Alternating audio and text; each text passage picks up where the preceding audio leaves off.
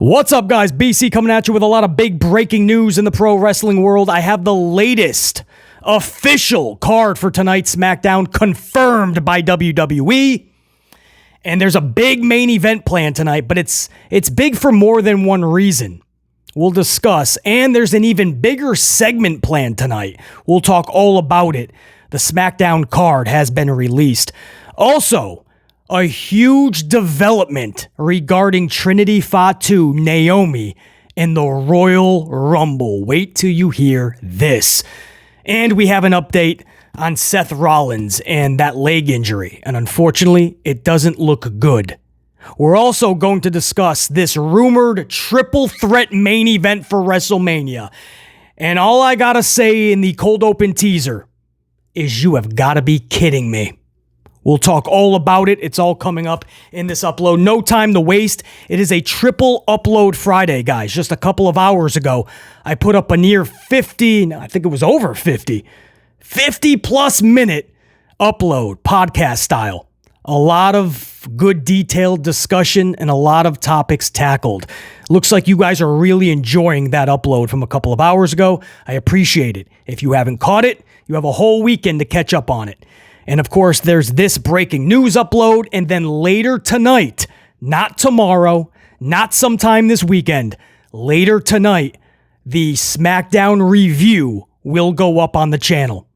So it is a triple upload Friday. Make sure you guys are catching all of the content. I want to start off with Naomi, Trinity Fatu. It was just 2 weeks ago. We started hearing the word that her contract with TNA was coming to an end, and she would be headed back to WWE. Then last week, a little bit of wrinkle in those plans, right? We found out that there's more dates that she's committed to. Even after losing the Knockouts title to Jordynne Grace, she is not officially done with TNA. Well, now, this big update, check this out. We have her finalized dates, or at least this is the most reputable word that we have received within the last 90 minutes. Trinity Fatu will be finishing up with TNA on January 19th and January 20th. She is done with the company. If you look at your calendars, that is today and tomorrow. So after tomorrow night, Sunday morning, she will be waking up a free agent, which leaves a full week before the Royal Rumble to dot any last-minute I's and cross any last-minute T's in a finalized WWE contract. So if you guys were wondering, right, not if you can't wait to see Naomi back in WWE, or if you're one of those people that are like, she and Sasha, they walked away for a reason, right? They were not getting respected. I'm proud of them. They shouldn't even go back. No matter which side of the fence you're on, if you're wondering if there's even a chance for Naomi to show up in the Rumble, now you know there is more than a chance, as in she will be a free agent come Royal Rumble. It's just how fast is WWE and Naomi going to come to terms with a new contract.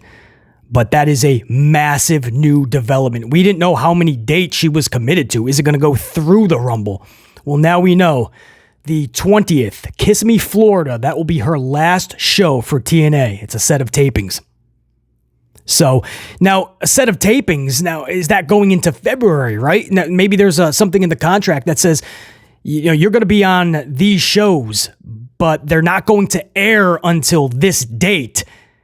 And we would like it if you don't show up anywhere else until those shows aired. You know what I mean? Like, you could have something like that, and then that just absolutely implodes any Royal Rumble idea. You could have that. I doubt it would be in the contract, though. So Naomi, Trinity Fatu would have to just approve that on basically a handshake deal, right? You have my word type of thing.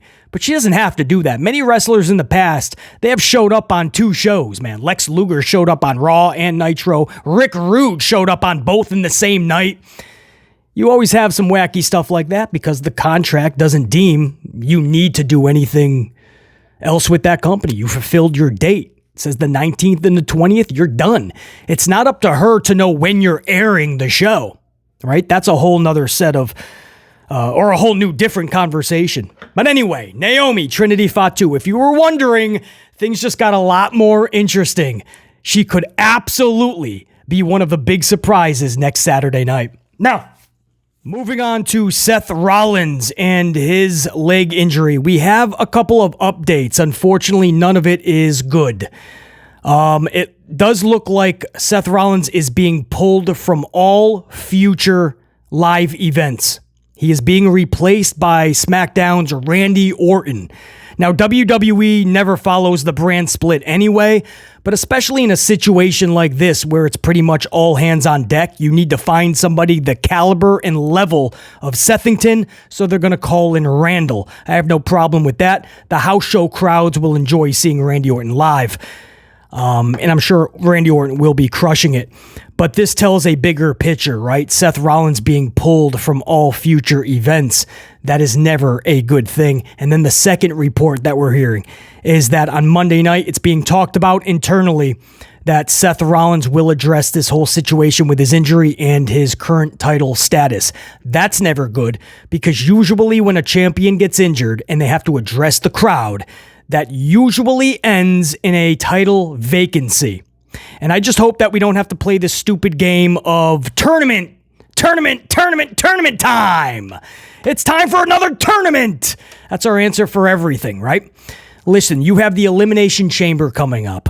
This is simplistic. You put 5, 6, however many dudes in those damn pods, or 2 dudes in there and then 4 more in a pod, or whatever the fuck. How many pods are there?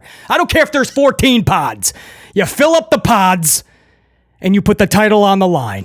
There you go. It's 5 o'clock in the morning. You don't put The Rock and Roman, a dream match for the ages, at 5 a.m. But what you do have happen for some good business and to get eyeballs, as many as you can, to wake up at 5 a.m., you put the title on the line inside of the Elimination Chamber.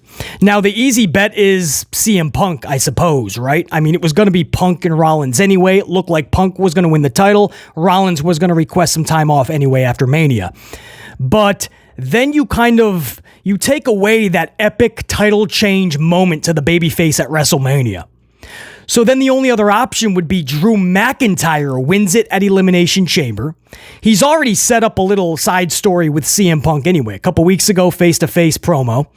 So seeds were already planted for Drew and CM Punk. Drew wins the title at Chamber, and then at WrestleMania, Punk defeats Drew for the championship. Now you say, well, BC, man, so Drew is just a transitional champion. Even you said it, BC. You can't stand that usually. Well, you're right. Usually I cannot.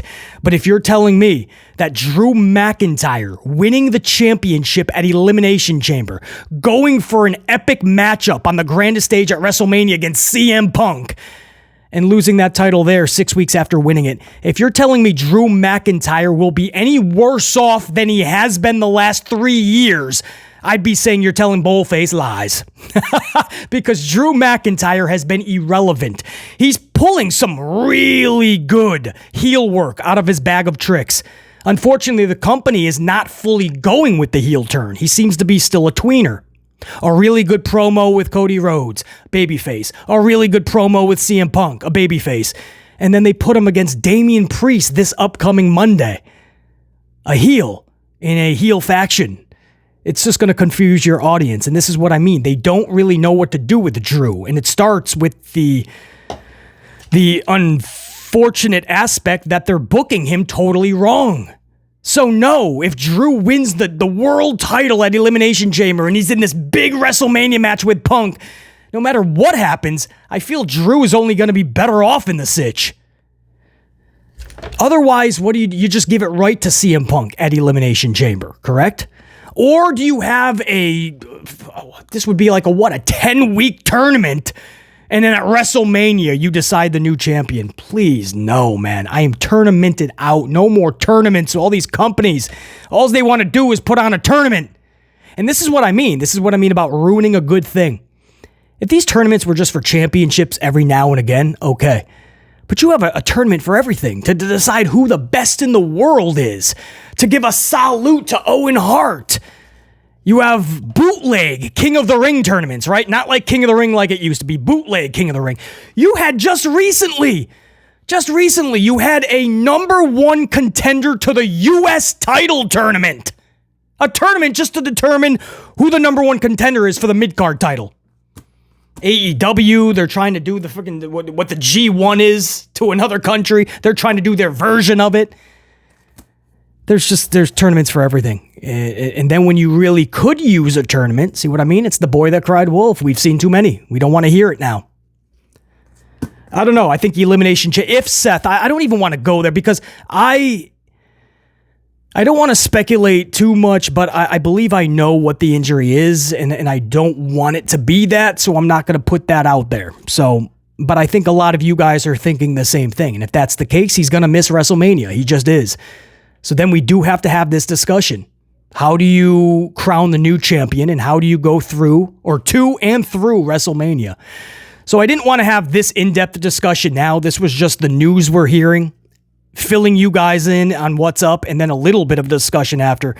But we could have an hour-long discussion up front about this, and I'm sure there's a lot of good answers and ways to go about business. I just hope WWE comes across them.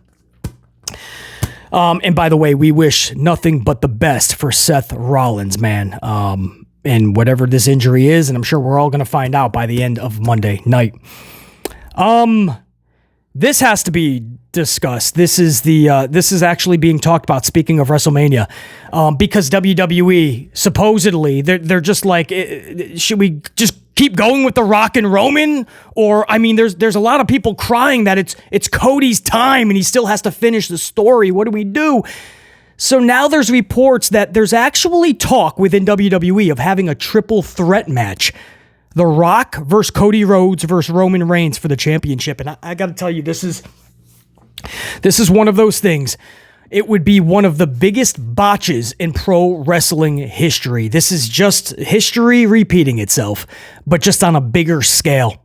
Have we not learned from Edge, Roman Reigns, and Daniel Bryan? You guys remember? Edge wins the Rumble. You have this big, more than main event worthy match for WrestleMania. Edge versus Roman, one-on-one. Don't muddy the waters. Don't blur the lines. One-on-one, Edge, Roman. And there was a portion of the fan base that was like, well, what about Daniel Bryan? He should be in there. Daniel Bryan, make it a triple threat. Meanwhile, people like BC are like, what are you, triple threat? It's Daniel Bryan didn't win the Royal Rumble. What are you talking about? Daniel Bryan has nothing to do with Edge and Roman having their one-on-one championship match. Like, what are you even talking about?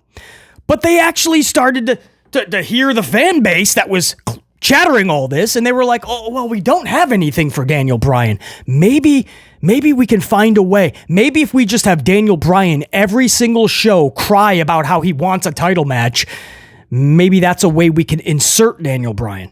And sure enough, that's what happened, guys. He just started crying every show, and before you know it, they just declared that Daniel Bryan was going to be in this Edge Roman Reigns match. And I could not believe that you just took a really good, worthy main event match for the title and you just muddied it with a dude that doesn't even belong there. And to this day, Daniel Bryan says, I don't know what I was doing there. It was awkward. I felt uncomfortable. He said in the match, he even remembers like just not feeling like he belonged there. Daniel Bryan said that. So if you're ever wondering, man, when BC says these things, right, is it coming from like a real good place of knowledge, or is he just spewing some bad takes? No. If you really understand pro wrestling and you really wanted the best possible main event, you knew it was Edge Roman. In fact, a few months later at a B-level pay-per-view, they actually pulled off Edge and Roman, and they nailed it. It was even better than, obviously, the triple threat was just bad. But, yeah, it more than lived up to the billing. Man, if they could have had that WrestleMania match. My point is, now this is the same type of deal. Cody Rhodes has nothing to do with the Rock and Roman Reigns feud, because it kind of already is, right? You have one dude that's the clear provider of the family, The Rock.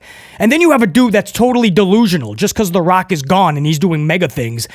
You can now run the asylum, right? And you can call yourself the tribal chief and you're the provider of the family, right? In this delusion, you start to believe your own shit. And after all these years, that's why you see Roman's character slanting more toward paranoid. It's beautiful work. This has to be from Paul Heyman. But Roman's character, it makes sense. Like, this is what would happen with somebody who's a leader like that. They start getting paranoid. And then you see somebody like The Rock who's like, I've had enough. Like, enough of this charade, enough of this delusion. Now I'm taking back the family.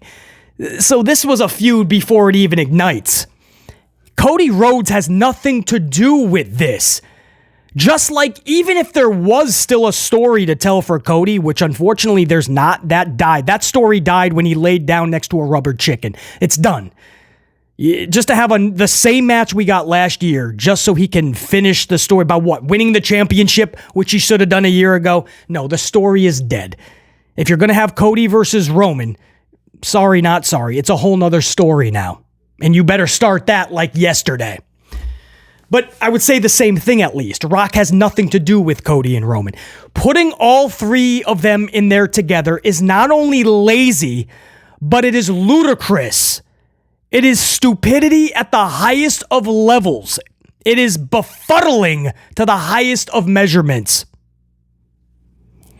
It would absolutely destroy anything that The Rock and Roman could have possibly had.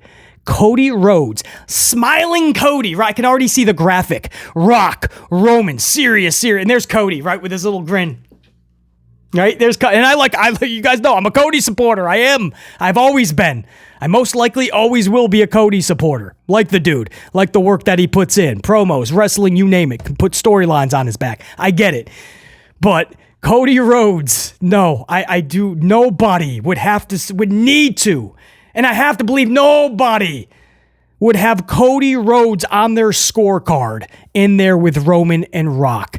The good news is I'm not hearing fans saying this. This is a report this is being discussed within WWE. It's at least something that's on the table. Thankfully, I am not here. Nobody, thankfully, is pushing for a triple threat. I can finally say it seems like most, if not all, wrestling fans, at least for this one topic, we're all putting on our thinking caps, right? We're using our smart caps, and we're just thinking logically with common sense. This would be stupid, right? At least we all agree on that, man. Fans, podcast, I'm not hearing anything like that. So that's the good news. Hopefully WWE understands that should be taken off the table immediately, sooner rather than later. That should have been taken off the table the moment some idiot within those walls actually spewed that nonsense. No, and no should that be a triple threat match. One doesn't have anything to do with the other and vice versa. That's it. Now, for SmackDown tonight, I have the official card for you guys. They have a big main event for tonight, and it's big for more than one reason. It's Randy Orton versus Solo Sikoa. Now, just on the surface, that seems like a big main event, right? It's Randy, it's Solo, two of their big stars. But the reason BC says this is bigger on another level is because John Cena, not long ago, put Solo Sikoa over at the most amplified of levels, right? I mean, he didn't just lose to Solo, he got annihilated by Solo. And ever since, Solo has been in irrelevancy. When you think SmackDown, Raw, WWE as a whole, you're not thinking Solo Sikoa. It doesn't help that Roman Reigns is never around anyway, so I totally understand that. But you're not thinking Solo Sikoa. And coming out of that match with John Cena, you were like, they're going to give this dude the rocket. He's being catapulted now. They took all of the momentum that Solo got from John Cena, and they crushed it immediately. Immediately, Solo Sikoa is just another guy on the roster. So I say this is big because you got to be very careful how you are going to book this. Ain't no way Randy Orton, who just came back at Survivor Series, can lose this match. And there ain't no way Solo can take a simplistic RKO or even outside interference causing a disqualification. But before that, Randy was having his way with Solo. Solo has to look badass and legitimate in this match. Neither one of these dudes can lose. We know that. But Solo has to start getting that momentum back. This is a massive main event because of the decisions that are going to be made by booking, by the creative department. That's what I'm going to be looking out for. These two will handle their business just fine. What does booking have in store for them? Because that's going to tell us everything we need to know going forward. The bigger segment tonight, not a match, but it is a contract signing. And this is all 4 participants in the Royal Rumble Championship match. LA Knight, AJ Styles, Randy Orton, and we're hearing that Roman Reigns will be in the building. So we shall see. All 4 dudes signing the contract. This is your chance to really make everybody feel like this is WrestleMania season. I've said for a couple weeks now, starting with SmackDown 2 weeks ago, leading into Raw, and then all of last week's Raw and SmackDown shows, both of those shows. So for 2 straight weeks, I've said it feels like we're on cruise control. Like it's the Rumble, they're just kind of relaxing on the fact that we have 2 Rumble matches as our main events. We'll throw a Fatal 4-Way and we're good. We can kind of relax until Rumble's over. No, this is WrestleMania season. It doesn't start after Rumble. It starts the very top of the year going into the Rumble. For 2 weeks, you've been coasting. Tonight, let's kick it into high gear. Tonight, there's a segment that can do that. Put heavy creative behind this segment.